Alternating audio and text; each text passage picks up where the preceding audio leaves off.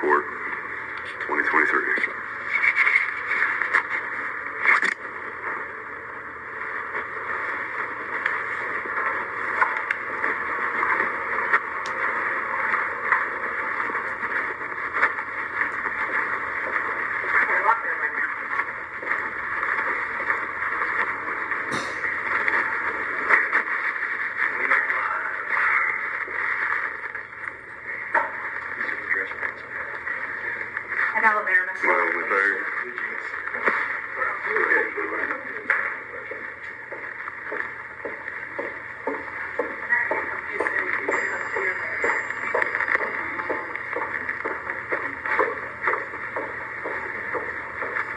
Miss Peterman, this is my father. He flew in from Alaska. If you'd like to meet him. Hi, how are you? Nice to meet you, sir. Nice to meet you, ma'am. How was the trip in from Alaska? He's well acquainted with the case, and he's been involved in the past 15 years of it.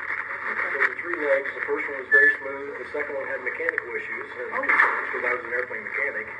And I heard what the problem was, and it had something to do with the brakes. They were able to fix that, put me a half hour behind getting into Dallas. And then in Dallas, we had to fly around a huge thunderstorm and bring me out of the country. Really? So it was a little rough ride I was supposed to get in like 11:50, and I think we got back to Derek Utt about 2:30. Oh my goodness. Yeah. So, What part of Alaska do you live in? just outside Anchorage. Okay. Chudiak. Okay. So, a place of many places. Not easy to get to, is it? Well, there's like a 4-lane highway. It's like I-70. Okay. Okay. And, there's several exits. So I live outside of town. My brother-in-law calls it Los Anchorage. It's Los Anchorage? Well, it's about 300,000 people, but there's everything there in the middle. Okay. But that's about half the population in one, In one place, yeah. So I live outside that, and then I have some property out in the valley. Derek Utt helps me with that. He's an old homestead. You ever hear about homesteading in Alaska? A little bit. I don't know very much about it. And land grants that you would go out and they'd show you a map, tell you what places were available, and you'd go out there and decide which one you'd walk them, see which one you really? want. And then we put your name into a and go to pile of rocks and claim that area, and you have to say, you had to prove up on it. Really? You lived there for 3-4 years.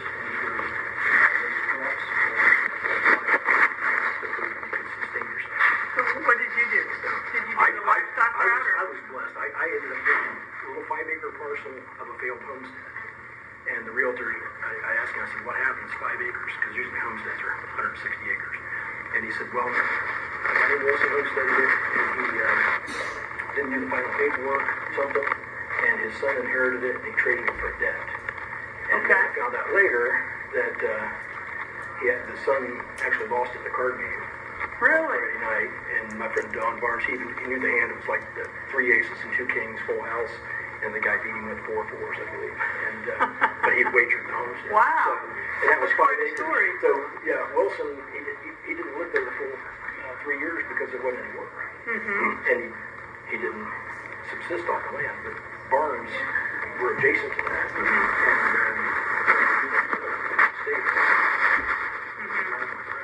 and his parents had to leave the area to go for work. So it was a lot of just open areas. It's massive.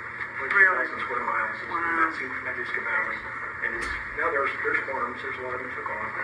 It's a little valley the size of like Rhode Island.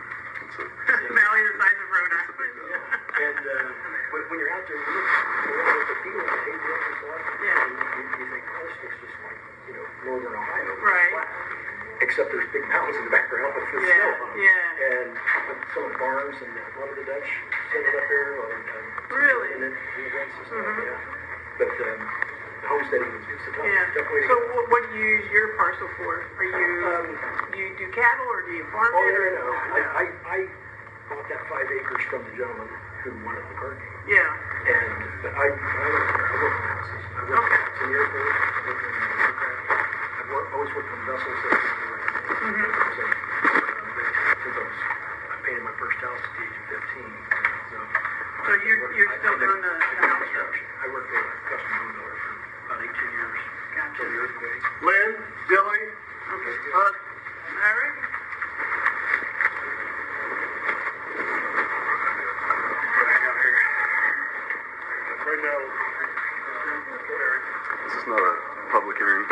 it is? The judge is going to order us that. Okay. Oh, I guess I can. Where would you like me to sit, sir? yes, I'm gonna sit back here in my little chair. No idea. Switch everybody pick their spots.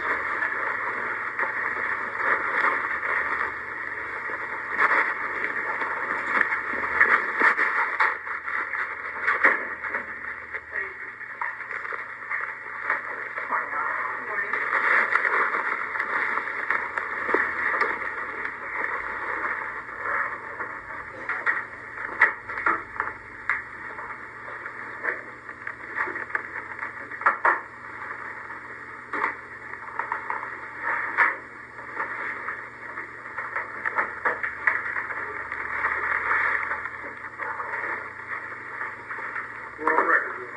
We are present here today in case number 08dr355 with the child of K. Linn, now known as Dilley, claimant, versus Derek Utt, defendant. Before the court today is scheduled a trial on several motions. Present today is Kay Dilley, she's represented by attorney Angela Sealer. Also present is Derek Utt, the defendant. He's appearing at this time without an attorney. Our peerman is present as the guardian ad litem for the minor children. I'm going to give a list of the motions that will be heard today. First, I have plaintiff's motion to reallocation of her rights and responsibilities filed November 5th of 2021.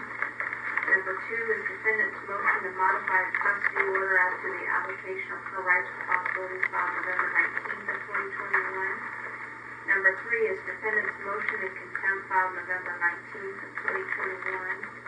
Number 4 is plaintiff's motion, plaintiff's motion filed March 19th of 2022. Number 5 is defendant's motion to dismiss gag orders filed December 9th of 2022. Number 6 is defendant's motion for parenting time with Paula filed December 16th of 2022. Number 7 is defendant's motion to order plaintiff to attend trial filed December 16th of 2022. Number 8 is defendant's motion to order K. Linn Dilley to volunteer to wear an alcohol monitor to prove she's sober filed December 19th of 2022. Number 9 is defendant's motion to drug test K. Linn Dilley's third husband, Brandon Dilley, filed December 19th of 2022. Number 10 is defendant's motion to not separate children of this case during parenting time filed December 19th, 2022. Number 11 is plaintiff's motion for sanctions for frivolous and excessive litigation filed December 21, 2022. Number 12 is defendant's motion for contempt filed January 18, 2023. Number 13 is defendant's motion to unimpound child support and disperse payments forthwith filed January 20th, 2023. Number 14 is plaintiff's motion for reallocation of guardian ad litem fees filed March 16th of 2023. 15 is plaintiff's motion for contempt filed March 16th of 2023. Number 16 is defendant's motion for guardian ad litem, attorney, and court fees, costs, and 3 times damages filed March 17th of 2023. Number 17 is defendant's motion to relocate after trial of case number 08dr355, April 17th to 20 to Eagle River, Alaska, filed March 31 of 2023. Additionally, we have motions for interview pending, and this trial will also include any other pending motions that I did not list in that presentation. At the outset, I would like to state that I am going to make an order for a separation of witnesses. That means that none of you are to discuss any witness testimony that's been presented in this case with any other witnesses that will be called to testify. Additionally, the witnesses that will be testifying will not sit in the trial during other witness testimony. So that order for separation of witnesses will include throughout the duration of this action. Now, also, before we get started, I want to give you an explanation of how this hearing will go. Mr. Utt, this is primarily for you since you're appearing at this hearing without an attorney. I will give each of you an opportunity to make an opening statement. Because the plaintiff has the earliest motion pending, the plaintiff will go first at each stage of the hearing process. So Ms. Steamer will have the first opportunity to make an opening statement. An opening statement is just basically a very short summary of why we're here and what you want the result to be. Opening statement isn't the time for testimony. It's not something I can consider in ruling on the matter again, it's just a very short summary of why we're here and what you want the result to be. Ms. Steamer may make or waive an opening statement, and once she does that, then you'll have the opportunity to make or waive an opening statement. After opening statements are made or waived, then Ms. Steamer will call her first witness. When she calls a witness, she'll ask the witness to state the witness's name and state the witness's address, and then she'll ask the witness the questions she wants you to know the answer to rule on those motions that are pending before the court. After each of her witnesses testify, you'll have the opportunity to cross-examine any of the witnesses that she calls. Cross-examination is a time for you to ask the witness questions. It's not a time for you to disagree with what the witness has said. After you've concluded asking the witness any cross-examination questions, then Ms. Cleary, as the guardian, will have a chance to ask the witness some questions. If either you do ask the witness some questions, and Ms. Steamer will have the chance to ask her witness some additional questions, and if she does, have the additional opportunity to cross-examine. After each of Ms. Steamer's witnesses testify, then you'll have the chance to call yourself, or again, as the prior order that was issued on Friday stated, you would be limited in other witnesses to witnesses that are located on plaintiff's witness disclosure list should they be present in the court at that time. If you call a witness, you'll ask the witness to state their name. I'm not allowed to call witnesses, ma'am. I just explained, you might call yourself as a witness, and you might call a witness that's listed on plaintiff's witness disclosure, as that order said. So if you call yourself as a witness, you'll state your name and you'll state your address, and then you will tell me what you want me to know to rule on the matter that's pending before the court. You're not required to ask yourself questions.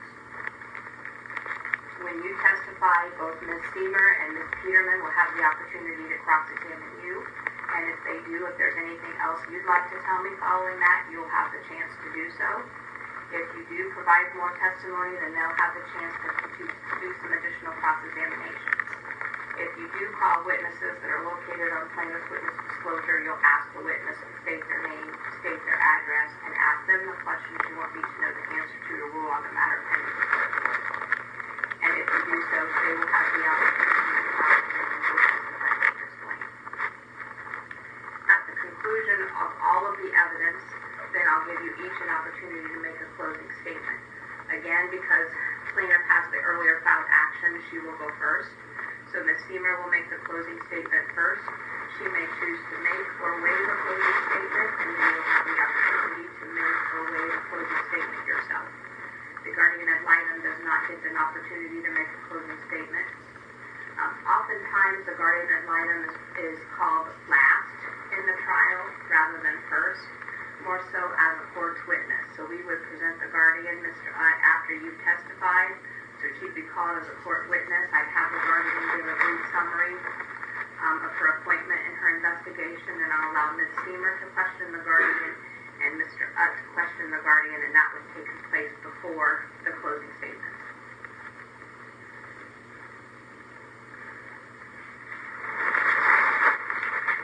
I'd like to let the court know that I filed an intent to appeal today, and the other parties have been given copies. Okay, that's fine. All right. Would both parties please stand and raise your right hand?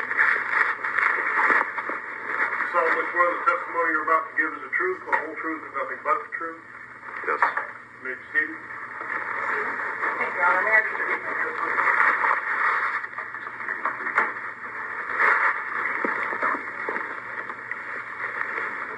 I would call Derek Utt on cross, Your Honor. Wait, we're doing opening statement. Oh, I'm sorry. You wish to make an opening statement? I will wait.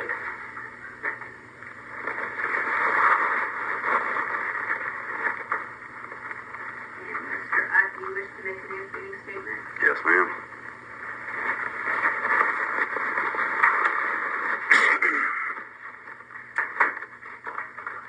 Kate reopened this case as retaliation to finding out she was going to be sued for abusing me and my children for the past 12 to 14 years. She's abused us by taking me back to court repeatedly, using the same false allegations over and over again, and causing us all emotional distress, financial grief, and doing so maliciously to hide the fact that she hospitalized both of the children, which has been covered up and maliciously omitted from these court proceedings for over 14 years by this court, the county prosecutor, and several other county officials. At least 14 attorneys have been involved in this and the corruption, and I plan on proving it today at trial.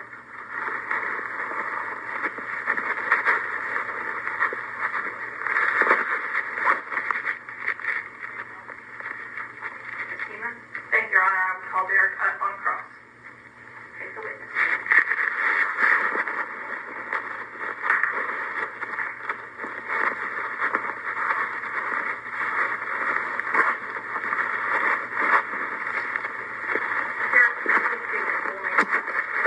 My name is Derek Utt. I reside at 1405 Laura Avenue, Apartment B, Lancaster, Ohio, 43130. You are the father of Ella and Jackson Utt. That's correct. I'm also the father of Camden Utt and Maddox McCoy. What's your date of birth? 12/11/85. Let's back up for a minute. You just said you're the father of Maddox McCoy. Correct. Have you legally adopted Maddox? No. On your address on Laura Avenue, do you own or rent? I rent. Do you have a lease? I do. Is it a written lease? It's typed. Is it in your name? It is. Is it in your name only? It's actually in, I had a co-signer for it. Who co-signed? My mother. When does it expire? I believe it's already expired. So you don't have a current lease. It's still binding, or month to month at this point. Who all resides in your home? Me and my son Camden. Who's Cam's mother? Danielle Miller.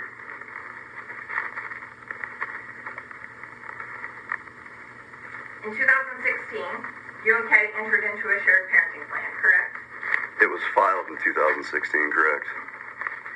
And under that plan, during the summer months, you and Kay are to exercise parenting time on a week-on, week-off schedule, correct? We were supposed to, correct. That never took place, however, until 2021. I'm going to ask you some yes or no questions, all right? You can just give me a yes or no if you want to explain during your testimony. You're free to do so, okay? Under your shared parenting plan, during the school year, Kay was to have the children every other week, Wednesday to Monday, and then on the off weeks, Wednesday to Thursday, correct? She was supposed to, she never did. And you and Kay had this shared parenting plan from 2016 until November of 21 when she obtained emergency custody, correct? November 8th, correct. You participated in the full hearing regarding the emergency filing, correct? I was there, yes. And on April 20th, the court issued an order maintaining the Kay and children in Kay's temporary custody while this matter was pending, correct? I'm not sure if it was an order, an entry, or what exactly it was. I know I wasn't able to appeal it. But the court maintains the children in Kay's custody, correct? They did. They upheld her emergency hearing, yes. That order also required you to immediately enroll in either the Art of Positive Parenting or the TAP Express course, correct? I believe it ordered both of us to, correct. Did you enroll in that class? I did not. That order also prohibits either one of you from discussing the current litigation with the children, correct? I don't have it in front of me, but Would you like me to show it to you? sure.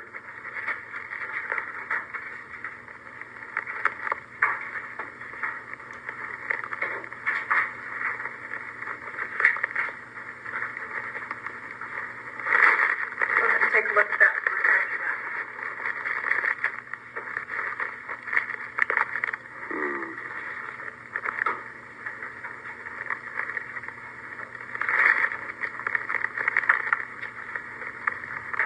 Yep, looks like you got highlighted on number 9 there. So that court order prohibits either one of you from communicating with the children in any way, correct? No, not in any way. Go ahead and read that provision. Neither parent shall discuss litigation with the children, share pleadings with the minor children, or communicate with the children regarding the litigation. It doesn't say in any way, it says regarding the litigation. Any other questions? Yes, sir. Thank you. You've continued to communicate with the children regarding this case, haven't you? If Jack's asked me a question about it, I'll respond to it, yes. So I want to talk about the emergency filing just for a couple minutes. In the emergency filing, do you recall that Kay reported that you hit your son Jackson on the legs with a belt as a form of discipline? I remember her accusing, yes. When that incident happened, Kay actually texted you about that incident, didn't she?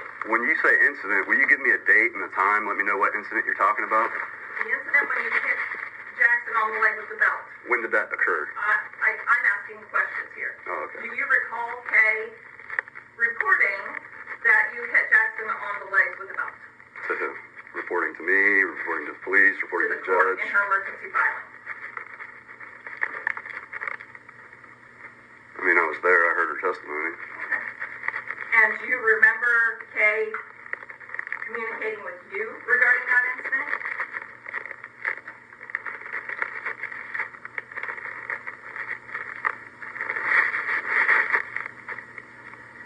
When are the incident you're talking about? Can you tell me when? Okay, ever communicating with you about you hitting Jackson on the leg with a belt? Once. Okay.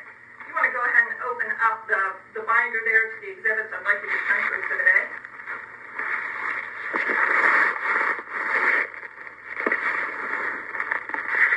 Is that the very first thing?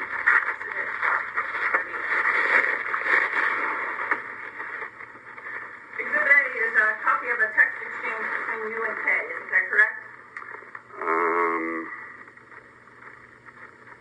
It could be. And it looks like Kay is there on the right in the darker text, and you are on the left in the lighter text. Correct? This looks to me like it is a part of a communication, out of context and not subpoenaed. So at the very top Go ahead. of that communication, Derek, what does that say? it says, I saw the markings on Jackson from the belt. This cannot happen again and better stop. And what did you respond? The text that you have here says, he shut his door and shoved Cam down, hoping I wouldn't hear him crying. He didn't want to stand up and bend over. It is what it is. I'd do it again for similar behavior. The last thing I need from you is parenting advice.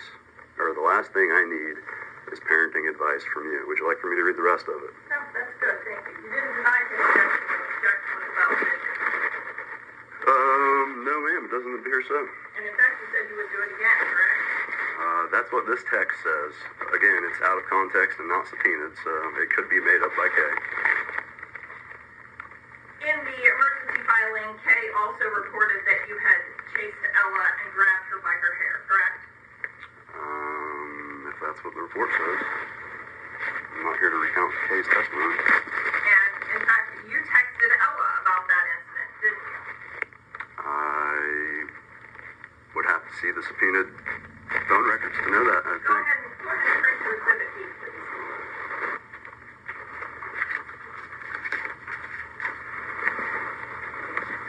Exhibit B1 is your text to Ella, correct? I'm not going to say that's correct because this isn't subpoenaed and it's out of context. It doesn't matter whether it's subpoenaed. The question is this a text that you drafted?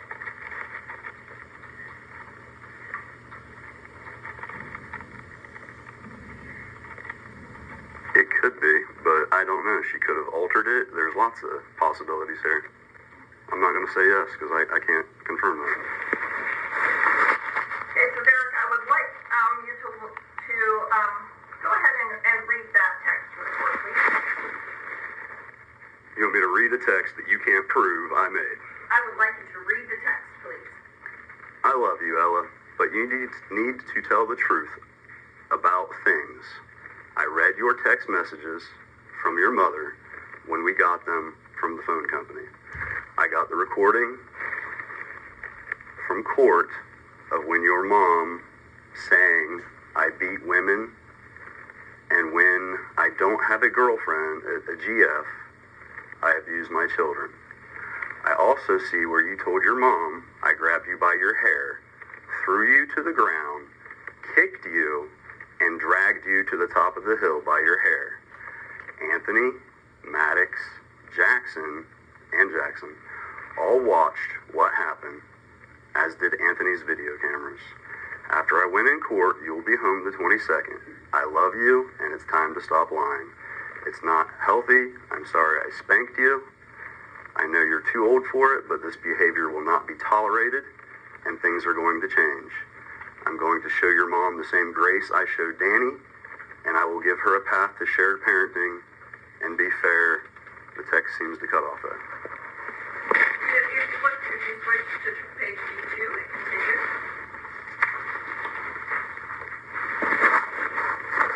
Would you like for me to continue reading? I'm going to show your mom the same grace I showed Danny, and I will give her a path to shared parenting and be fair, but you ladies need to do what's right, and it starts with you, honey. I know I grabbed a little bit of your hair when I caught you, but I didn't hurt you physically. I love you and always will. I'll see you soon. I want all of us to go to church together from now on. Every week we can find a row big enough for everyone. Thank you for being you. You're the great compromiser, and I'm an old man and you're teaching me stuff. Thank you for asking me to go to church with you. I wouldn't have gone. I wouldn't have done it without you. So in this text, Derek, you admit to spanking Ella, correct? No. Oh, wait. Yes. Okay. And you also admit that you grabbed part of her hair, correct? That's what the text says, ma'am. On the date of this text, you made Ella walk to school that day, didn't you? I did. That was her punishment. She received no other form of punishment. Okay. And it was winter, correct? No. She'd never walked to school before, correct? I believe it was October. She'd never walked to school before, correct? No, she'd walked to school many times. That's also incorrect. How far is it from your house to school, walking?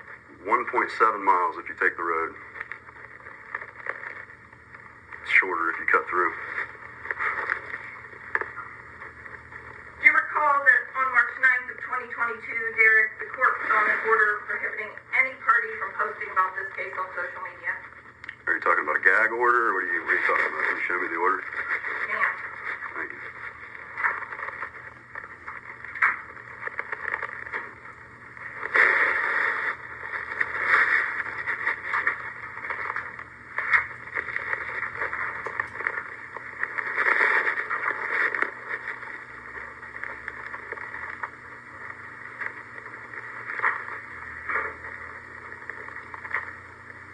So is this the gag order? Go ahead and read it. You tell me. Yep, gag orders. There we go. Boom. Okay. So you received this order, correct? I did, and I received it. It was issued without having a hearing, and I have pretty much not acknowledged it because it's unconstitutional and violates my First Amendment right. You had an attorney at that time, correct? I believe so. Okay. Did you read that order? If it came out, I read it. I read the docket every day. Okay. And you can read the English language clearly, correct? Yes, ma'am. Better than you. Okay. So despite that order, you have continually posted on social media regarding this case and Kay and the children. Correct, because it's unconstitutional and violates my First Amendment right. That order also orders you to remove any posts regarding this case, the children, any of the parties from social media, correct? Correct. And in fact, you didn't remove any posts. And I never will because it's my First Amendment right to do so. And in fact, you made more posts. Every day. Okay. So I'd like you to turn to Exhibit C.